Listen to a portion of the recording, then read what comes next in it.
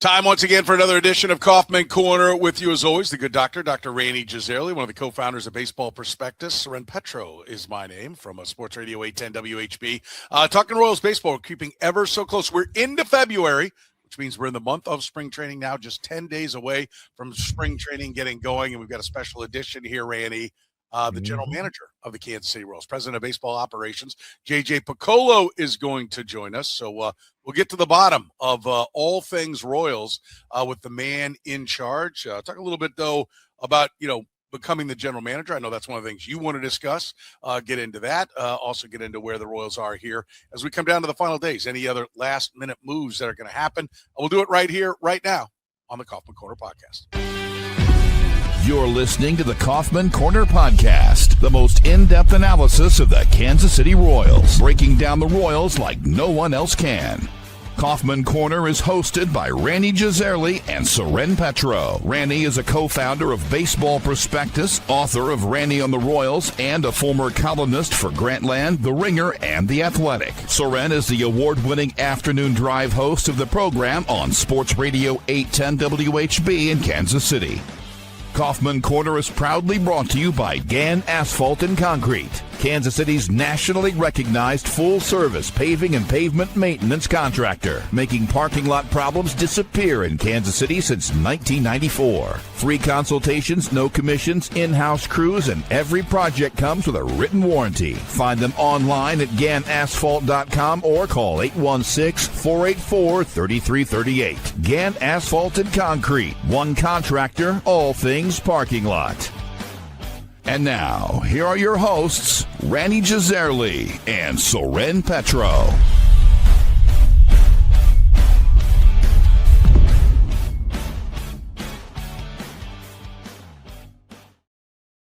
All right. Thank you very much, Curtis. We do appreciate it. And let's get to it, Rany. I don't think we need to beat around the bush. If you're fortunate enough to have the president of baseball ops, the general manager of the Kansas City Royals with you, you go right to him, Rany. Please, we welcome JJ Picollo. JJ, how are you, buddy? Doing well, guys. How you making out? Doing fine. It's cold. We're not getting ready to step on a plane to go to Arizona very soon and enjoy the warmth like you are, but it's upon us. How early? Let's start there. How early do you get down there? Are you just a day or two away from heading over? I got about 4 or 5 days. I try to get in the weekend before the Super Bowl, that Thursday or Friday, just to get settled, and then Monday we're on the field. But it gives me a couple days just to get settled, go by the complex, make sure things are in order, and get going on Monday. So it's exciting. Monday the 9th. Very good. Well, thank you so much for joining us, JJ. I've got a lot of things I want to talk to you about, but obviously we're limited on time. But I kind of want to start chronologically and going back to when you were hired. I can say, I think if there was one mistake the industry made when you were hired, and by the industry, I of course mean me personally, the mistake I made was just assuming that, having been, an assistant general manager, having, been at Dayton's right hand for 15, 16 years, that the way that you would run an organization would be identical to the way he did. And, we've had 3 or 4 years now to see that is actually not the case at all.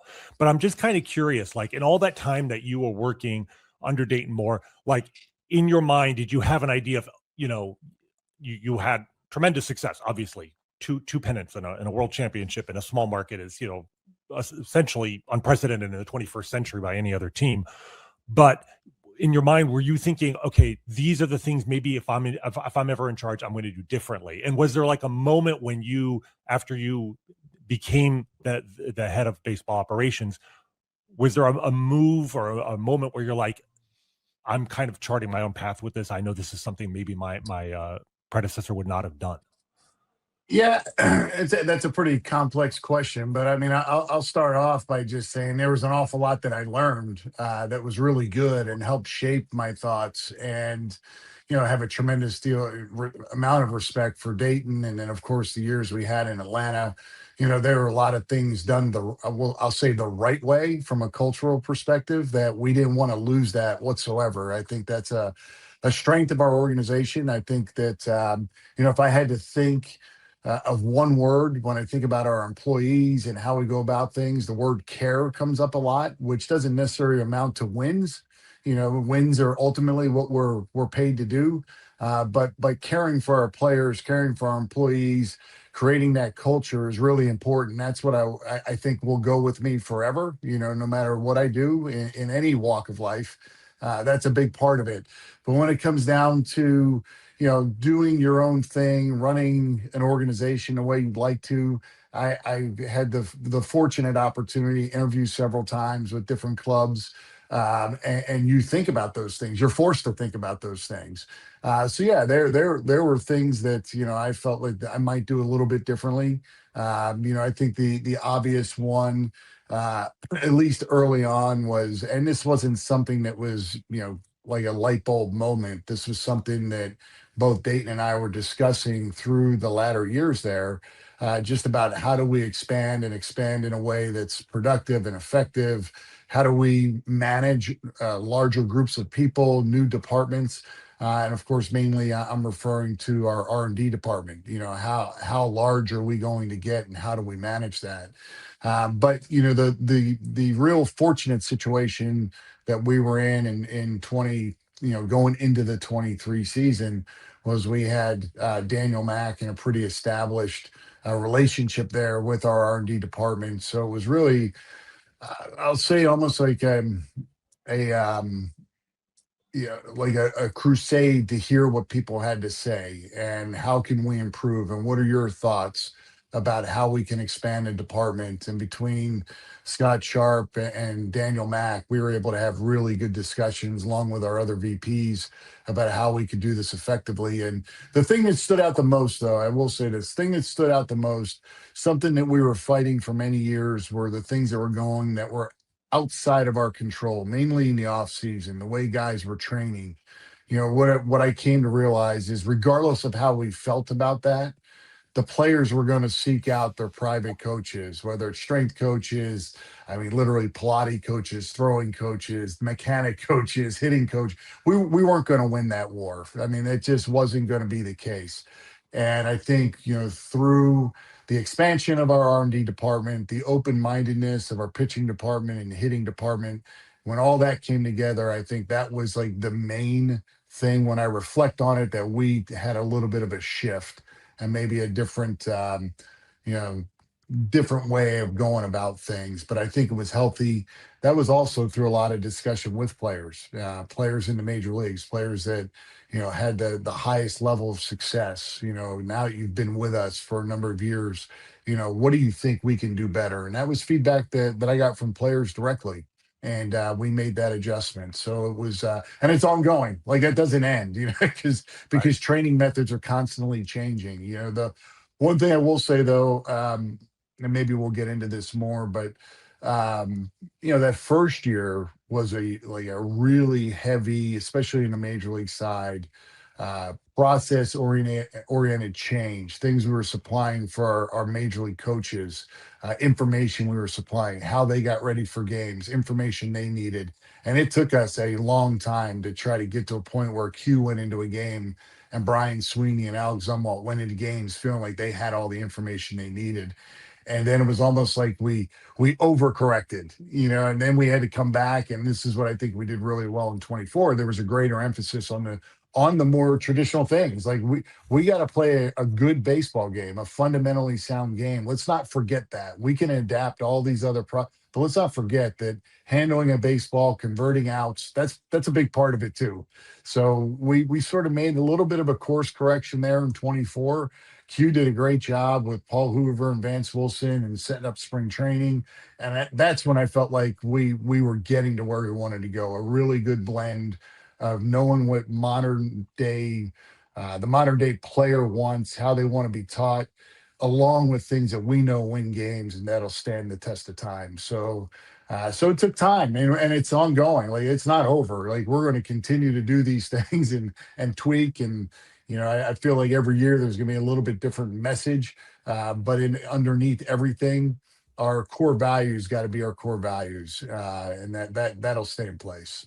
One of the things I think is great about, I always say every sport has its own culture. And I think one of the things that's great about the culture of baseball is when good people are available, I see baseball teams go hire them and then say, we'll figure out where we're going to put them. Right. Like and so there's always, there's a lot of thought and there's a lot of process to things and there's a lot of continuity. And so I know it doesn't seem like it's very far to go from being the number 2 guy to the number 1 guy, because there is so much, working together that goes on with everyone in the front office. But was there something that once you stepped into the role and you were the guy to make the decisions that you're like, wow, I never realized this? Was there, whether it was, talking to humps like us, media obligations, was there something that you're like, okay, I didn't realize this came with the job?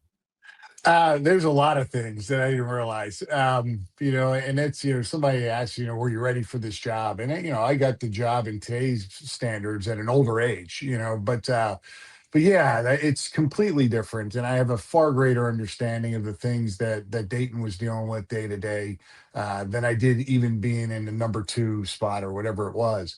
The main thing was, you ask a question in the room and people, answer, and then it's like, okay, I got to make the final decision now. It's a lot easier just to offer your opinion than to have to make that final decision. So that took a little bit. I remember Rany Francisco, one of our VPs of international and major league operations, he said, well, it's your call now, so you got to make the call. That was very different. The other thing that your time is just so, it's just not, it's hard to focus on any one area. So, obviously the major league team eats up a majority of my time, but we're running an organization. There's so many different departments. And as much as I want to get out to see our minor league teams play and be with our coaches and get to know the players, get involved with performance science and get to know our R&D people better and get to the Dominican Academy more. You just can't do those things. And is still to this day very difficult for me, because just my nature is not necessarily want to have say and be involved, but I want to know that I'm there with them. And there's no better way to know people have your back than being with them and having real, face-to-face conversations. And that's a little bit, to be honest, a little bit of source of frustration for me. I wish I had more time to get out there. And, spring training's awesome because every day you're surrounded by people, and many that you're not going to see, until the following spring training. So that's something I never really thought much about, but every year when I think about what can I do better, that one's still on my list. And I think it's always going to be on my list because in the positions I was in before, I had greater reach. I part of the job was being with those people. And that's kind of frustrating to me, but luckily we have good people in directors positions and senior directors positions. And, the art of delegating is really, really important, and trusting people that they understand the vision, what we're trying to do, and ultimately what the goal is in Kansas City. So JJ, you already answered my second question, which is about, adapting to the sport, bringing in all these outside voices, the drive lines of the world and, performance science and all these changes in the sport in the last 15, 20 years. So I appreciate that. But what I wanted to ask you was, how much do you look at what other teams are doing? Because the sport is changing, I would say, faster today than it has in its entire history. And, the ideas that were revolutionary 10 years ago are like standard operating procedure now. There are certain things, obviously, you cannot take from the Los Angeles Dodgers. You can't say, well, okay, sign Shohei Ohtani to a 10-year, $700 million contract. That won't work. But you look at the way that they develop their farm system and constantly are at the top. On this show, we've talked a lot about the Tampa Bay Rays being a model for player development and also transactions. A lot of people will hold up now the Milwaukee Brewers as kind of that model. How much are you looking at what other teams are doing and trying to, steal their best ideas and try and, be at the cutting edge? I mean, obviously you hired a manager from Tampa Bay and your pitching coach from Cleveland. So that's one way to do it. But I'm just curious, how quickly do you guys try and pounce on some new trend or some new idea that a team is implementing and try and stay in front of things? It's a big part of what we do. There are certain organizations, you look at how they're doing things, and so they are doing it very, very well. You mentioned Milwaukee. I think that's the first one that comes to mind for me right now, because market size is similar They've made, give them a lot of credit. They've made some really difficult trades along the way, some that were, highly criticized, but in the end, they end up in the playoffs every year, and they're doing a super job in their scouting and player development and their international operations. And that's how we need to function at a high level, in a very similar way. Even with them, maybe they stand out a little more. Just the style of game they play is something that we value. It's really maximizing the talent on your roster is what I think they've ended up doing a very good job. But yeah, you mentioned one. When you have the opportunity to hire people from organizations that have had success, that's one way, because you get a little bit of the secret sauce. What I've come to find out, the real secret sauce isn't very visible to everybody in the organization. There's some people at the top that that's going to stay close to their vest. But they have helped us understand those things. When we have guys that came from Tampa and Cleveland, that's important. That's a big part of it. But also, as far as staying ahead of things, that has become a hot topic for us in our hiring process. When we hire somebody new, especially in certain departments, say, all right, how do we stay ahead? How do we anticipate what the trend's going to be 4 or 5 years from now, so we're not playing catch up? And then by the time you catch up, the game's going in another direction. So that is a big part of what we have some of our front office people doing. Mentioned R&D, but also on the player development side, we've built out an infrastructure that their job is to try to anticipate where's it going, what's happening. And a lot of that really comes through the communication in the offseason with what's going on in the private sector, because I think that can drive where things are going, at least in players' minds. So yeah, I mean, that's a kind of a broad answer, but no doubt, you got to be aware of what's happening and not be fixated in your own way to do things. That's an easy way to just fall apart in the end. And I've said this a lot. I mean, from the major league side of things, something that Q does really well is he asks a lot of questions. And I think when people ask a lot of questions and there's true curiosity about things, that's a healthy thing. And there's many times I've walked into a conversation I wasn't expecting. I'm like, you know what? We got to get on top of this. There's something here. They're right. We got to get on top of this. So it's a healthy thing, and I think that's a little bit of the drive and motivation to be great. How do we stay ahead of the curve? That's a big part of it. Yeah, we want to get into a little bit of the what's left of the offseason, more of the processes with JJ Picollo, the general manager for the Kansas City Royals. We'll do it right after we hear from our friends at Gain Asphalt and Concrete. Gain Asphalt and Concrete, proudly serving the greater Kansas City area. Nationally recognized full-service paving and pavement maintenance contractor. Locally owned and making parking lot problems disappear in Kansas City since 1994. Let Gain educate you about the most cost-effective way to solve your parking lot problems. With free consultations, no commissions, in-house crews, and every project comes with a written warranty, Gain Asphalt keeps your parking lot safer and helps you and your business avoid unnecessary delays and costly expenses. Find Gain online at GainAsphalt.com or call 816-484-3338. Gain Asphalt and Concrete. One contractor, all things parking lot. Italian Delight was the first restaurant to bring true New York-style pizza to Kansas City almost 50 years ago. They sell whole pies or pizza by the slice, or enjoy their classic strombolis, calzones, and sausage rolls. Sandwich lovers, check out their lineup of hot and cold subs, the combo, the meatball, or the Philly cheesesteak, just to name a few. And don't forget the pasta. Their famous lasagna and classic chicken Alfredo always hit the spot. If you're hungry for lunch, check out their daily lunch specials, starting at under $10. Italian Delight can even cater your next work function or party. Dine in, carry out, or delivery, it's Italian Delight. Located just 3 minutes east of Kansas Speedway at 8145 State Ave in KCK. Check out the menu and order online at ItalianDelightKS.com. Kansas City's own Italian Delight. Northland Injury Law, Kansas City's Google 5-star rated personal injury lawyers, serving KC for more than 40 years, voted Kansas City's #1 accident lawyers, helping people with serious injuries from car accidents, work accidents, falls, and other personal injuries. Northland Injury Law doesn't get paid unless they get money for their client. Don't wait, get compensated now. If you have a case, text HURT to 22222. That's HURT to 22222, or call 816-400-HURT. That's 816-400-4878. The choice of a lawyer is an important one and should not be based solely upon advertisements.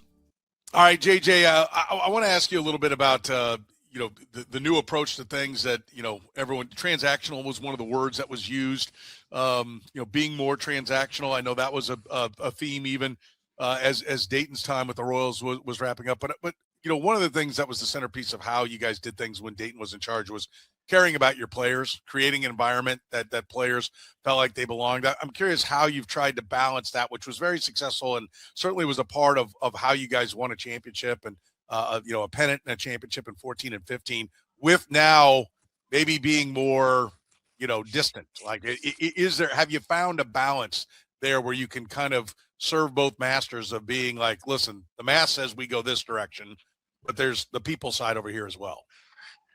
Yeah, I think what becomes really difficult is when you draft and sign a player. He comes out of the academy, and you've known him since he was 16. You do. I mean, we're human beings. You do have an emotional attachment to a person, and when they're in the major leagues, obviously they're good players as well.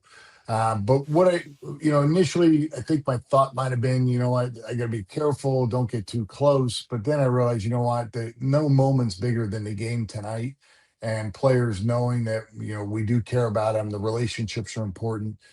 I think that is something that will also help you when you do have to make that call. The one that comes to mind is, Brady Singer and Freddie Fermin. I mean, guys that you really value. They're talented guys, and you're moving them to try to help your club move forward.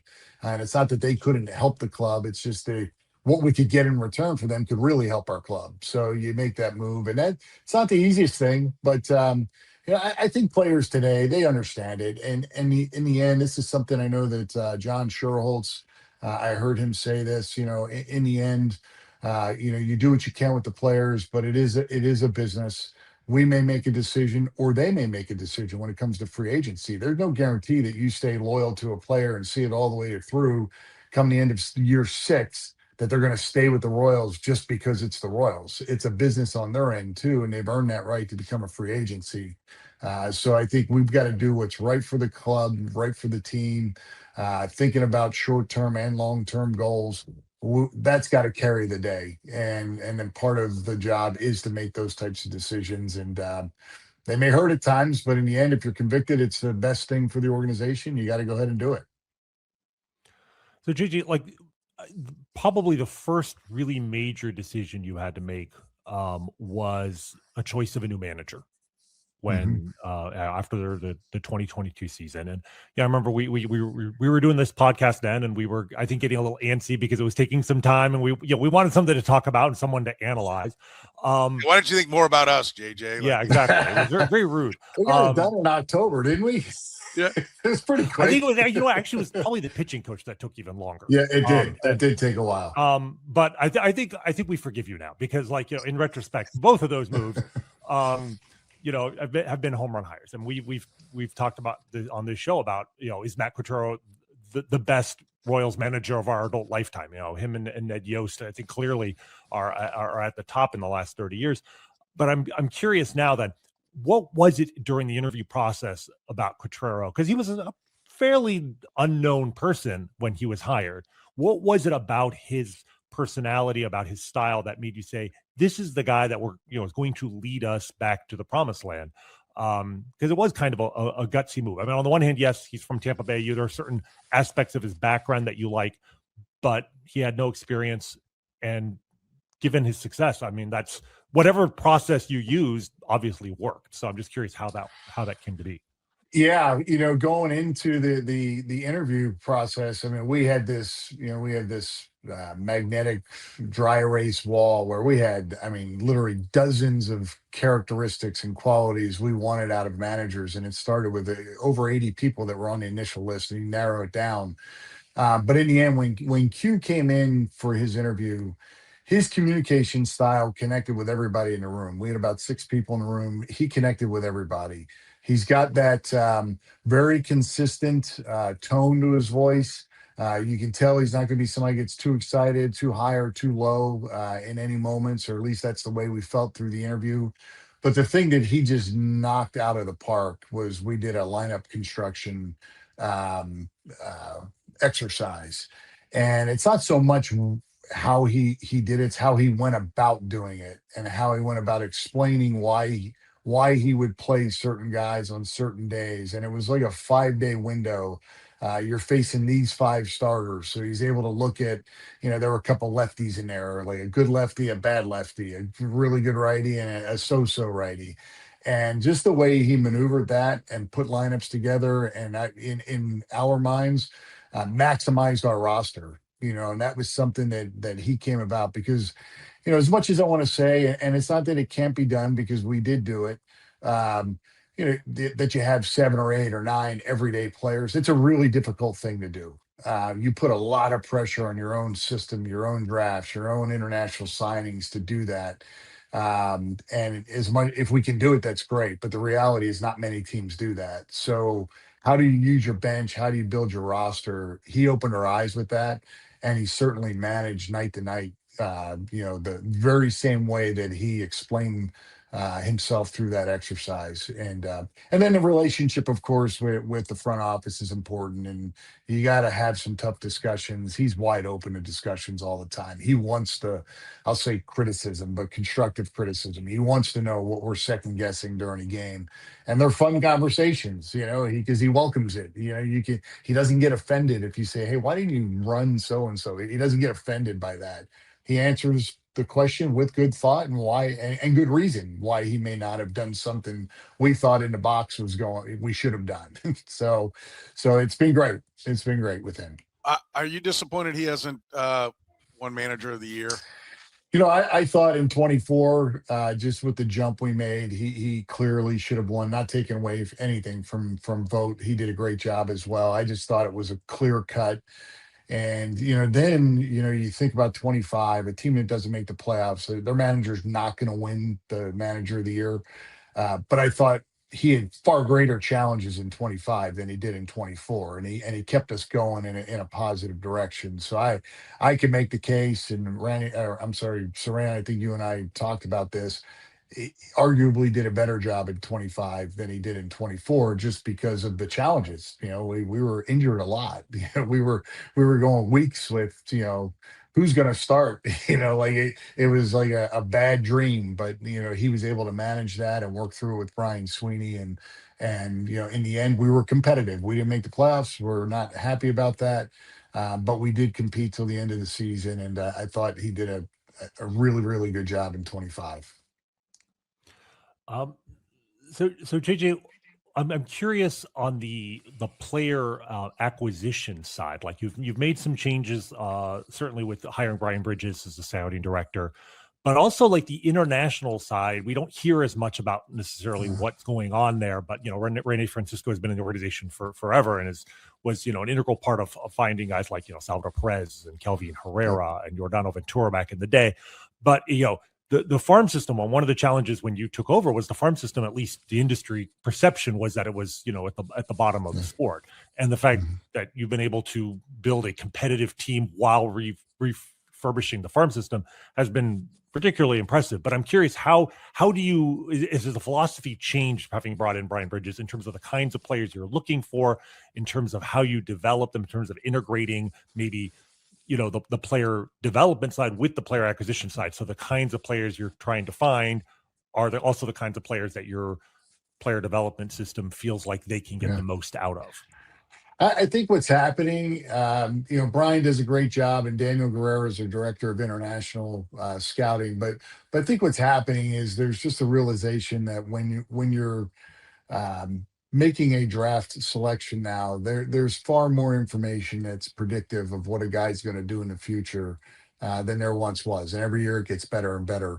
And there's some things that are just very consistent. Guys that put the ball in play, typically are going to put the ball in play. Guys that strike out are going to strike out, and probably strike out at a higher clip for the most part. There's some exceptions, but for the most part, because the pitching's getting better. So why would they strike out less as the pitching's getting better? We've just taken some of those simple, predictors and applied them. Brian's still very much, tools oriented.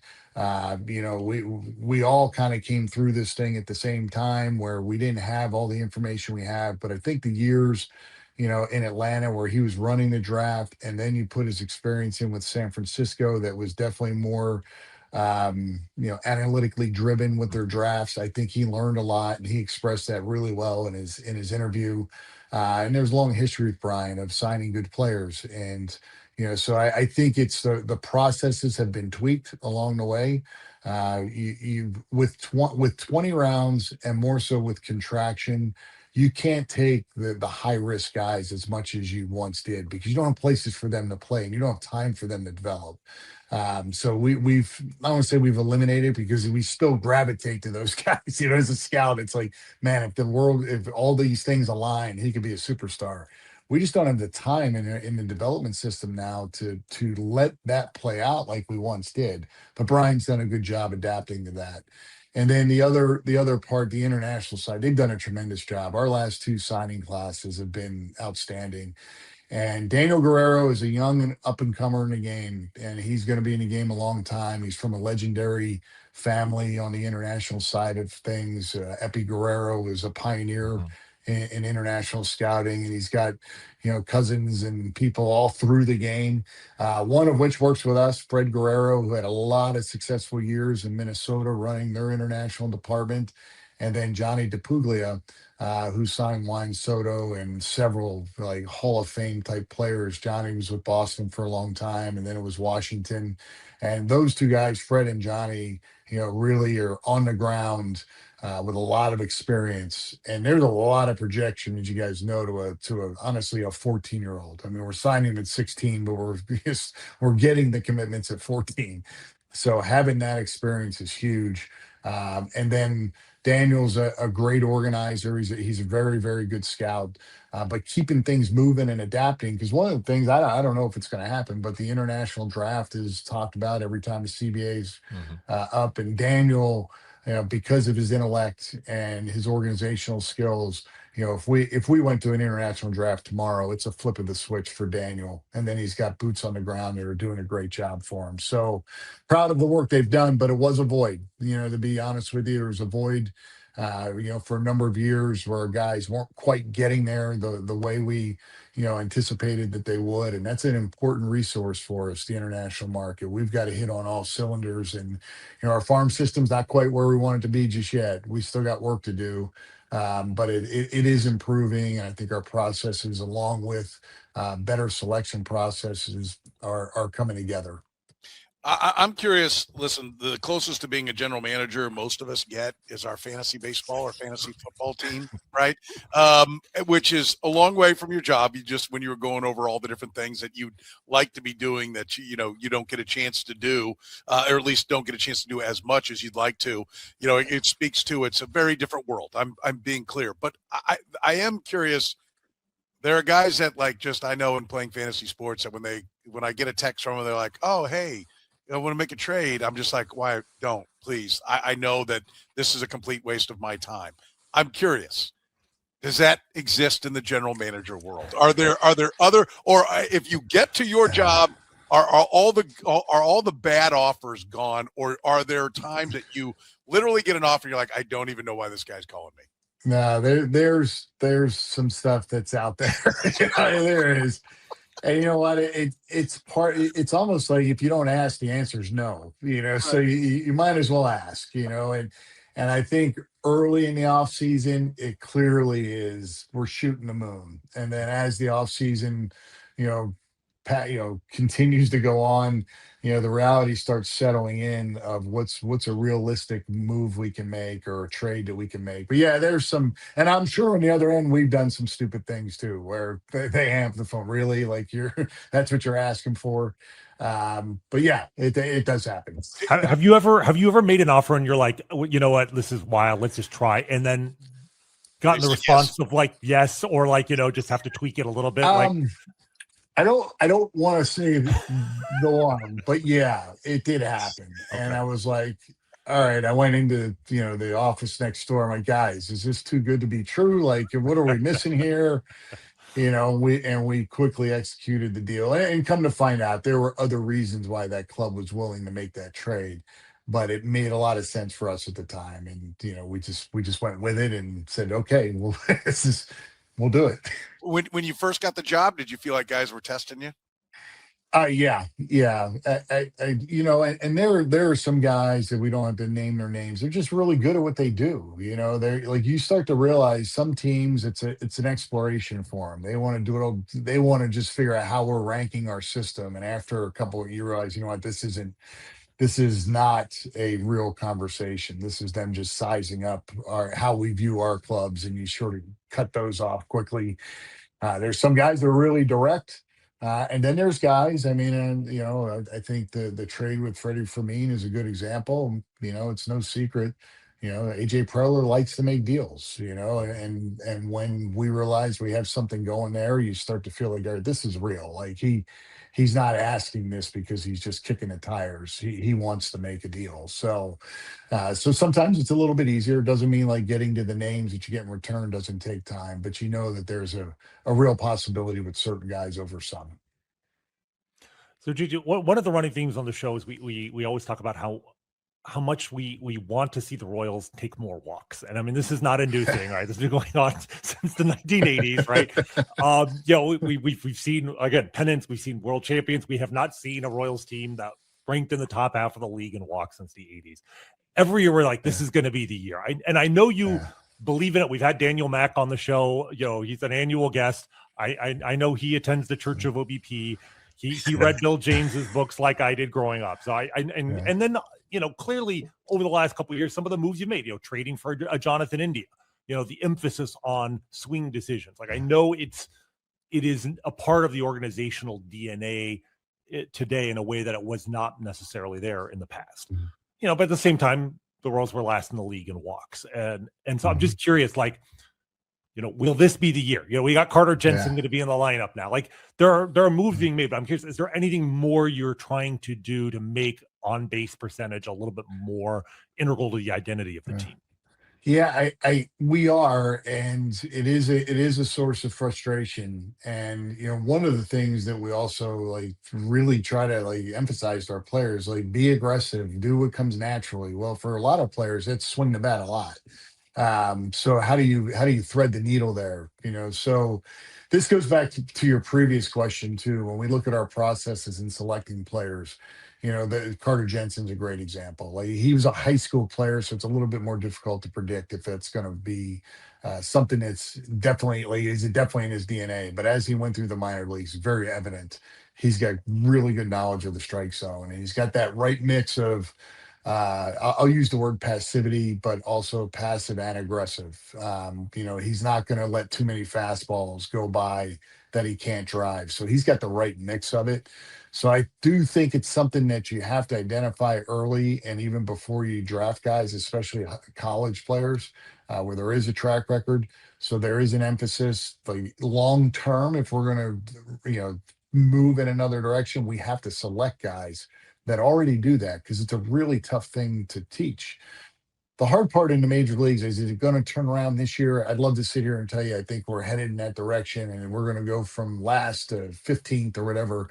I'm not saying it can't happen, but it's more about swing decisions. Like make good swing decisions. And if you make good swing decisions, we're going to walk more. And if we can walk more, that's a step in the right direction. But clearly Isaac Collins, that was part of the decision in acquiring Isaac Collins. Jonathan India, really didn't change much. And when you look at his underlying metrics from, 24 to 25, didn't change much. So he actually, chased less, so there's reason to believe that the year he's going to have this year is going to be better than last year. But there was intentionality in acquiring Jonathan because he did get on base. So we're aware of it. But when you're in the major leagues, like how do you change guys' DNA while that's a tough one. But if we can put people around them, I do feel like there's a little bit of that. I remember seeing it with Salvi and Carlos Santana. I'm going to forget the year, but Carlos was taking great at bats, which he has throughout his career. And Salvi all of a sudden was like not swinging at pitches. And it's like, man, he's working a different at bat. Now it was about a month and a half that he did it and then sort of reverted back. But I do think when you have guys that take those type of at bats, it does rub off on other guys. But I'm giving you a long answer here. But even like Bobby, as Bobby gets better and better, the walks I think are going to go up. I think Vinny's somebody who can walk a little bit more, and he's admitted like I need to not take the game to them so much. I need to take my walk when it's there. And then you throw in some others. I think it's possible they can improve. I just don't think they're going to go from where they are to elite. So small steps can be big for us. Long term, though, it is a goal of ours, an objective of ours to get on base at a higher rate. And how do we get guys in our system that come do it in the big leagues? How about what's left of the off season? Do you still think that there is the potential to add to your club, or do you think you got your squad ready to go now? Yeah, no, I think there's potential to add to our club. I think there's two areas. I mean, one is no secret. There's a desire, to get another bat somehow. And then the other thing is if we can improve our bullpen somehow, some way, we'd love to do it. I mean, we're a little too fixed in the sense that we don't have many guys that we can option to AAA. They have 5 years of service or they're out of options. So you like to have a little more flexibility with your major league bullpen. But we still would like to get a little bit better in a bullpen, a little bit deeper, a little more flexible. If it's somebody that really impacts our bullpen, that's great. So we're still working on it. It's there's still some interesting names out there. We'll see where it takes us. So one of my favorite moves of the offseason was simply getting Michael Garcia signed to a 5-year contract extension with club options. Like so much of long-term organizational planning for a smaller market team is identifying those young players that you want to commit to, potentially keeping them in house through their 20s into their early 30s. It can go south, but like the upside is almost always greater than the risk. I mean, if you look around the game, even the contracts other teams have given that they've regretted. I think of, I don't know, Jonathan Singleton or Scott Kingery or whatever. Like, again, the downside is limited relative to getting a franchise player signed for the long term. And, here in Kansas City, I mean, from the moment Bobby Witt was brought up, we were just kind of like waiting. It's like, where's the announcement? Announce the contract, JJ. And, it finally happened. And I think everybody is happy. And the thing about those, it's one of those areas where the math works. Like analytically, you could say that it makes sense financially for a team to do it, but also on just a pure human relation standpoint, from a fan perspective, like everybody's happy when one of their young stars that the fans have gravitated towards, they know is going to be in town for a while. And so I'm curious, how does that, like, do you start that process? Like when you identify a young player, any of your top prospects, when they come up, is that a conversation that you're at least broaching the subject of, hey, we'd love to have you here for the long term? How does that process go and how aggressive can you be? I mean, so you'll sometimes see a team sign a guy even before he makes it to the majors or very soon afterwards. Yeah. Not to, make it too specific, but let's say you had a young catching prospect who's from the Kansas City area, that the fans would love to see and love to see in town for the next decade. Like, how do you manage that without being too aggressive, I guess? Yeah, no, we've we're very fortunate with Mr. Sherman. He's open to discussions like that. He's not adverse to it. So that's a great thing because I think in some cases it's easy to just say, when you have guys, they get to their arbitration years, it's simple to just go to arbitration or try to settle. And if something doesn't go right, you just non-tender. But when you have a player that's good, I think there's a psychological component that's got to be considered as well. When a player after 1 year in the major leagues or 2 years in the major leagues hears that you are at least interested in extending him, it says a lot about how the organization views the player, whether or not they end up signing an extension or not. So I think there is a lot of value to it. And if you look at our current situation, obviously Bobby is one, Michael is another, Cole and Vinny are kind of the same in that we just, basically set some numbers for them to not have to go to a hearing every year, or try to resolve it every year. Most of our money right now, it's still top heavy in the pitching. just with the free agents that we signed. So now we're trying to anticipate, okay, what's it going to look like in 28, 29 when those guys are no longer here, and we can invest into our hitters, and that's mainly where we've done it. We can invest into our hitters. There's a lot of advantages to it. I mean, again, psychological from a player standpoint, you get it worked out. I don't have to worry about things. I can just go play. There's something to be said for that. There's something to be said for stability in our roster, a fixed payroll, like you know what you're going to be paying, helps you think a little bit more clearly about what we can do in the other areas. So I think it's a really healthy thing. Something I've learned a lot about in the last couple of years is how much ARB years, in particular, that first ARB year can really affect the guy, and when they're not playing well and the pressures they feel, because that platform year, that first year of ARB, uh, sets the floor for them. So they put some undue pressure on themselves, and if we can alleviate some of that and do it wisely, we're not doing it with everybody, which can create a little bit of a I don't want to say friction, but you can create a little, "Well, why not me" type of thing, or why does my deal look like that and his deal looks like that. But that goes back to the relationships and good communication. If we have good relationships, we're communicating well, it should work out in your favor.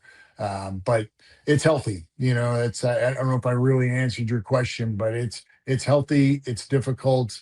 Finding that sweet spot can be really hard, because we are taking on risk. They're taking on some risk and we're taking on some risk.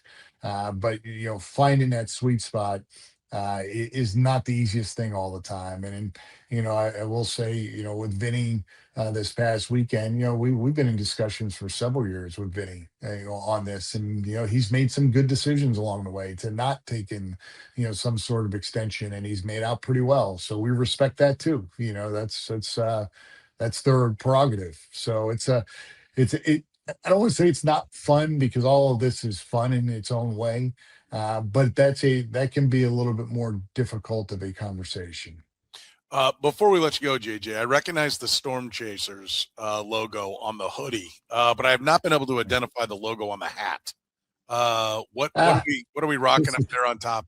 this was sent to me recently. It's the Mid Atlantic Scout Association hat. It's a association have belonged to since I was an Area Scout in 1999, and I guess with my donation I get a hat. So I got a hat. So it's one I wear proudly, though. I enjoyed my time in the Mid Atlantic, and a lot of good guys, and the guys running that organization were scouted me in college. So it's a great organization, does great things. Yeah, that's great to hear that. Well, listen, JJ, we really appreciate your time. It's been great talking with you. You're always so generous.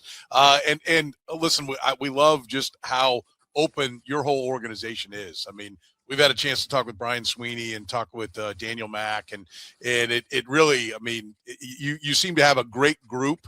And that all starts at the top. You mentioned Mr. Sherman. It starts all the way up there, and then it comes down to you. And it does seem like you got a great group of people that are all rowing in the same direction. So it feels really good to be a Royals fan these days. And we're excited to get the season going. I appreciate you saying that, and I think the nice thing about that, we all enjoy going to work with each other, and that's always a good thing. Yeah, makes it a lot easier to be successful. That's right. JJ, thanks so much for your time. We really appreciate it.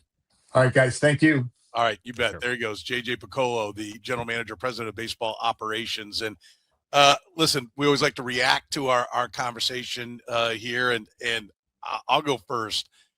One of the things I think just speaks to one of the reasons why I have confidence in where this organization is going is whenever somebody is willing to admit challenges, frustrations, problems, mistakes, because to me, it is a sign that you are acknowledging it, and not just acting like it doesn't exist, but it's also a sign of confidence that you know how to fix it, right? And when he said the farm system is not there yet, I mean, that's it sounds funny to say music to my ears, but he's not just he's admitting, yes, we have work to do, and I think that speaks to the fact. I don't know that you say that if you feel like I'm about to get fired. Like, if we don't win this many games, I'm out. Like, this is a guy I think that is confident in where they're going. And I think everybody can look at it. He's not going, they're all wrong. We have the number one system in baseball, because they do have successes that come from off the charts, as all teams do, but maybe more than anybody, with the Whit Merrifields and Salvador Perez's, and really Carter Jensen, is now this year being called, he's in Keith Law, our buddy Keith Law's top 10. He's number 10. Like, they are exceeding expectations with some players, but to me, it's just refreshing to hear somebody in his position say, we've got work to do there. And it gives me confidence that they're working on it and they will get it done. Yeah. Don't pee down my leg and tell me it's raining. Right. There have been administrations in the past, there have been teams, not necessarily the Royals, other organizations I've rooted for that, have done that. Right. And the Royals don't do that.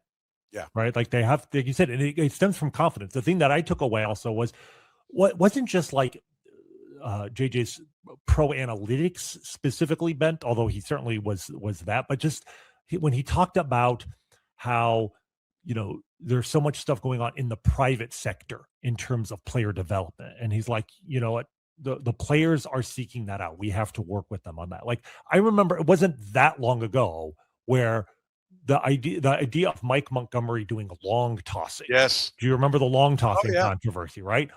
And what was so aggravating about it wasn't even like, oh, long tossing has been proven to work or not. Like, you don't hear about long tossing much anymore. It's more just this idea that a new idea was shut down even before they knew what was going, whether it worked or not. This is a complete 180 from that attitude. It's like, if this will help our players, if there's a chance, then at the very least we owe it to them and owe it to ourselves to learn about it, right? There's a curiosity, right? And he said that multiple times about Matt Quatraro is Q has that curiosity. He's asking questions, right? It's when you think you already have the answers, and so you don't need to ask questions, that you run into problems. And so it's just so refreshing to hear the guy who's running the team express, we don't have all the answers. We are trying to find more answers. And the only way to do that is to ask more questions. Right. And like, so if you didn't know that JJ Picollo had been with the organization for 20 years, like if you had just been hired from outside and you heard that conversation, you'd think this guy grew up with an analytics background. Right. And to me, it's one of the most impressive things about him is that he comes from an extremely traditional scouting background, right? From the college ranks to working with the Atlanta Braves in the 1990s to working under Dayton Moore. And yet whether he was always like that or he developed that, I don't know, but like he has the right amount of curiosity, because analytics is not about the numbers. Like, I don't care what the numbers are. I care what they mean. I care what answers you can get from them, right? Like, and so he understands the only way to succeed is to be open to new ideas, to know that you don't have all the answers, to not be arrogant, and the way to do that is to be openly curious. And at the same time, he has the respect of the traditional scouting background, right? And he obviously can scout. He has respect from the scouting department. So he, in some ways, may be the perfect meld of those two things. We'll see about the walks. He acknowledges that's right. He's not poo-pooing the importance of them. He acknowledges that's something they have to work on, right? But like, they get that right, and you might have the perfect balance here between the scouting side and the analytics side, which is all I've wanted for the last 30 years of my life. So I'm feeling pretty good about where the Royals are right now. Yeah, and I also like that he said a number of times, when talking about the things that they were changing and adjusting. Oh, wasn't it interesting that he's like, we weren't getting enough information down to our coaches, right? That's part of the reason why that year was as rough as it was, and that we then went too far, right? And we had to bring it back. That's, again, acknowledging, hey, we made a mistake, but we corrected it, right? Like, I thought that was really interesting to hear. Like, oh, they hired Quatraro. Everything's now they're up and running. No, it went all through that year as they were trying to get, obviously Matt Quatraro came in as like, here's the information I need. Well, you just don't snap your fingers and it's all there. That it was a process through that whole year. I think it's an excellent reminder that when you hire somebody, like, they don't just wave a wand and everything they want to be, different is instantly different. It takes time to put all the checks and balances and systems and everything into place. And, I think, that was just probably one example of as things evolve. And the fact, I think it's refreshing, and it's ongoing. I mean, how many times did he say on the different things he was talking about, and that's ongoing, right? Like, it's still a work in progress. I think that's great to hear. Yeah, I mean they're constant. I mean we didn't even talk about the ballpark changes and stuff, but Right.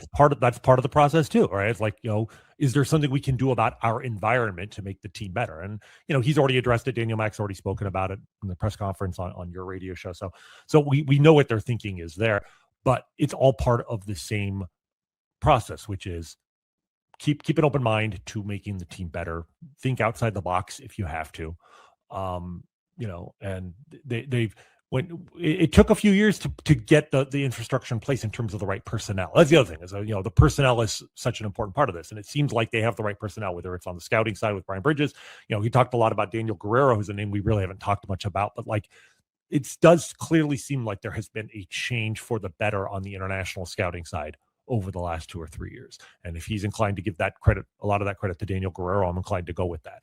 And then obviously, the player development side, the pitching, they nailed that early, but we're starting to see some of the changes on the hitting side. We're going to see how Connor Dawson, speaking of bringing in players from other organizations, bringing in Connor Dawson from the Milwaukee Brewers, we'll see how that goes.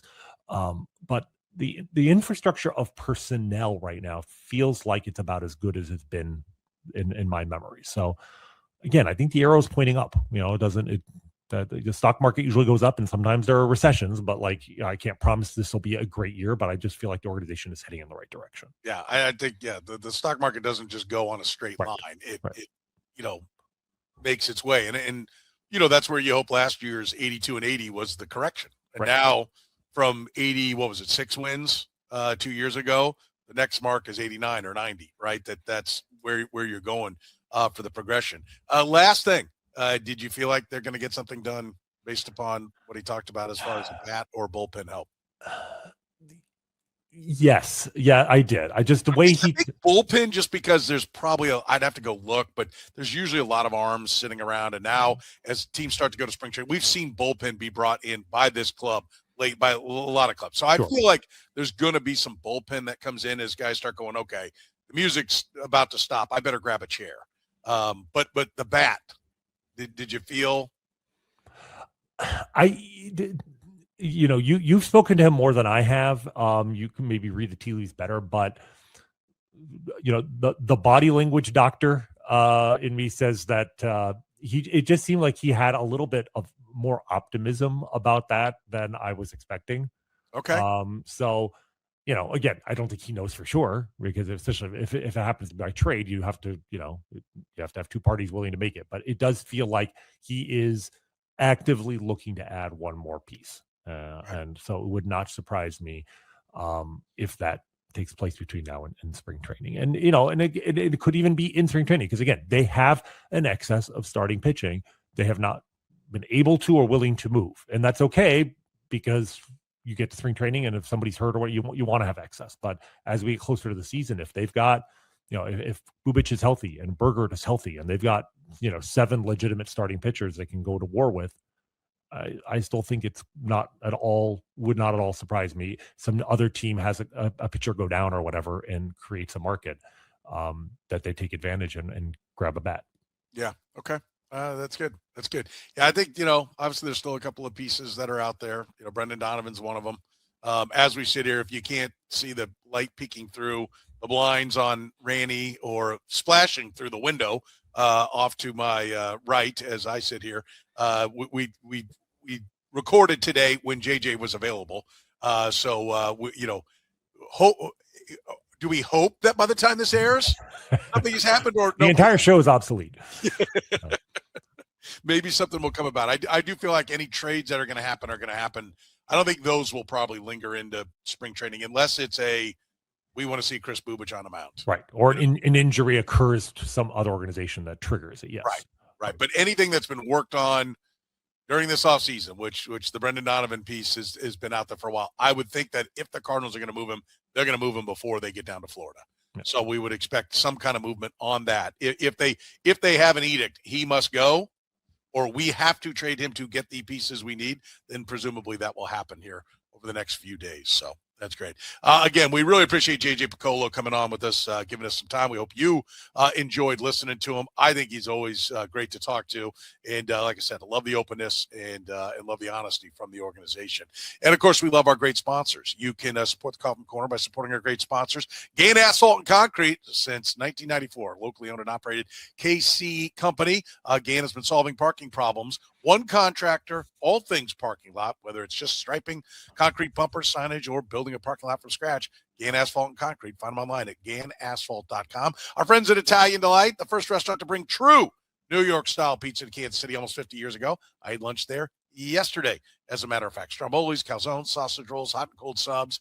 Great salads as well. If you love a great Italian salad with the cold cuts and everything that goes into it, that's fantastic. That's what Tubby here had. Go see him just 3 minutes east of Kansas Speedway, 8145 State Ave.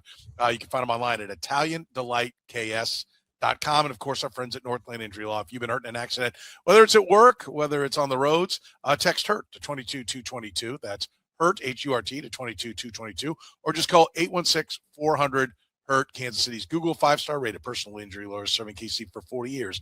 It's Northland Injury Law. Call 816-400-HURT. For the good Dr. Rany Jazayerli, I'm Soren Petro saying thank you very much for joining us here